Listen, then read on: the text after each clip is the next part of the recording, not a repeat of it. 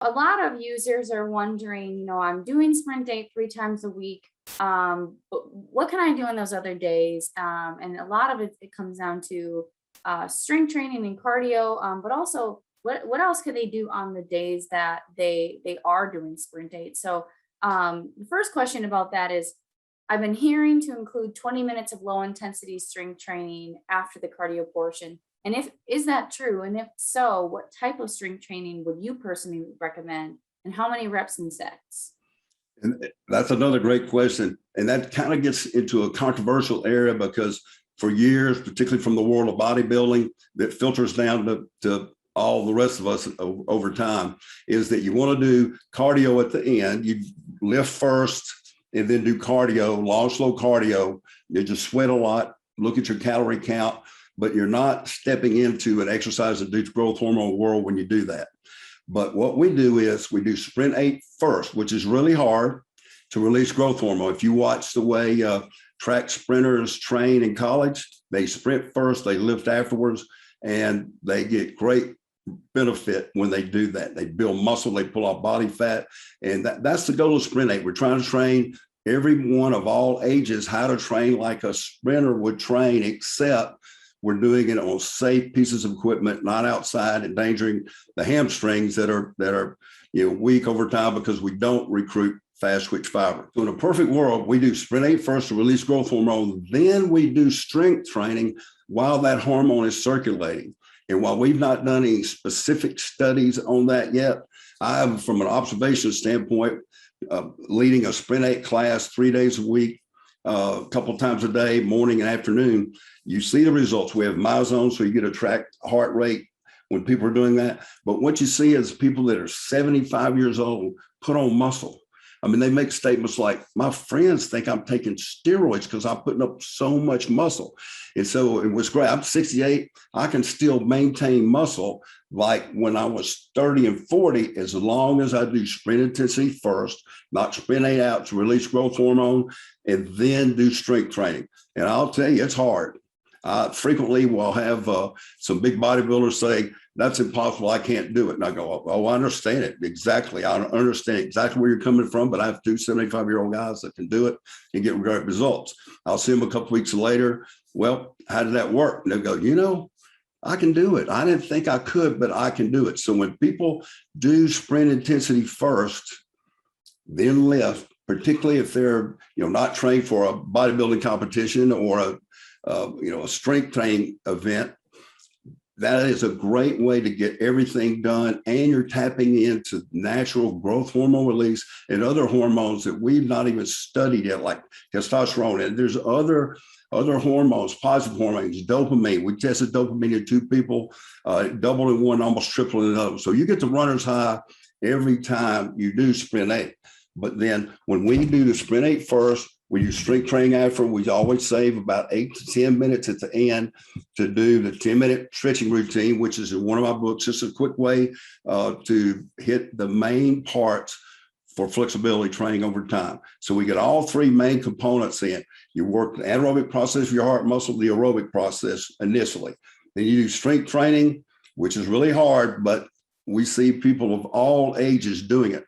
A lot of 50-year-old females can do the program. They get outstanding results when they put sprint 8 first, release exercise-induced growth hormone, then do strength training while that hormone is circulating.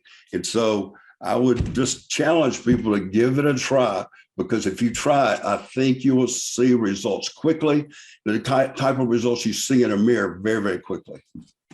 Is there a certain amount of reps that you would recommend that someone do? Or in terms, I think there's that ongoing debate in the fitness industry. Is it better to go heavy and do less reps, or to go lighter and do more? Is there one that you recommend over the other when paired with the sprint 8 program?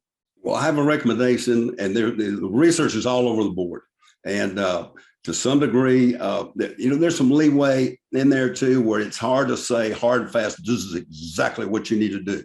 But what we find is a rep range, generally speaking, of 5 to 8 reps, which means it's It's intense, it's fairly heavy, but also you can add velocity and movement to it. Mhm. So we use a simple technique that we call E-lifts, explosive lifts, just a very, very simple technique. It's almost like a slow rep to some degree, or Louis Simmons' pause rep that he implemented several years ago to be able to bench press 800 and 1,000 pounds. And so basically on the eccentric negative part, so if you're doing a bench, you bring it down slow and stop. And then without momentum, you explode up. So you may not be going that fast because you're trying to get intensity from a balance between the resistance, the amount of weight, and the velocity of movement. So there's the three big variables that build intensity for exercise: duration, resistance, and velocity. So what happens is when you lift at a normal tempo of down and up, that's simply your body using the exercise paradox to stay propelling the movement with slow twitch fiber, which is a great slow fiber workout. But if you're trying to recruit all three muscle fiber types in your chest, your back, your shoulders, your triceps, if you're trying to recruit that fiber, which there's a lot of that fiber in there, when you add that simple technique, which means you're using less resistance than you normally do, so your joints love it, down slow and controlled, pause, and then without momentum, you explode out fast. And what you'll see, like a lot of times when we do teach this in a 3-hour course, I'll get somebody that can do 100 reps, 75 to 100 reps on push-ups to demonstrate. And we'll say, all right, you can do that many reps. Now try this program, but with a push-up in front of the class so we can see exactly what's happening to your muscle fiber. So they'll go down and pause, explode. The first 3 or 4 reps, they're going pretty fast because all three muscle fiber types are propelling the movement. But then you can almost see the muscle fibers. A fast twitch 2A that moves five times faster than slow starts dropping. A 2X starts dropping. It moves 10 times faster than slow. It starts dropping very quickly after 4 or 5 reps. And then the person's demonstrating they start going slow. Then at the end, somewhere around 12 to 15 reps. So these guys can do, and females sometimes can do 75 to 100 push-ups. And around 12, they're starting to struggle. Usually they'll do somewhere between 19 and 23 reps and collapse. And the last couple of reps are extremely slow because both types of fast twitch fiber have been totally exhausted, which is training success. And then they're finishing it off with a slow twitch at the end. So any push and press movement, we recommend adding an E-lift technique after perhaps a warm-up set, depending on how much weight you use, or for most people that use moderate weight, there's no really warm-up necessary. They can just do that on a push or press movement away from the center of your body because those muscle groups propelling that movement are loaded with fast twitch fiber. So we recommend that technique in somewhere between 5 and 8 reps. The first set may be 8 reps. The second set might be 5. The next one, can be 5 and even go below that. Now, if somebody's doing 18 to 20 reps on the first set, we advise them to add a dime, add a plate to try to get a balance between the amount of resistance and the velocity of movement so they recruit all three muscle fiber types. So it can't just be blind speed. Like sometimes in cycling classes, you'll see people just cycle fast and they don't have any resistance. We're trying to get the best of both worlds and get it done as quickly as possible. So we want to try to get the right resistance matched with the right speed. So usually the resistance goes down by 30% of what you could normally do, maybe 8 to 10 reps with.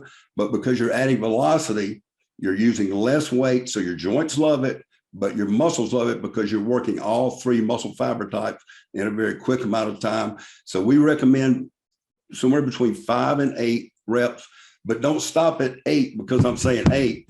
Go to failure or really temporary muscle fatigue, which is perceived as failure, but usually a psyched up failure is a couple more reps after that.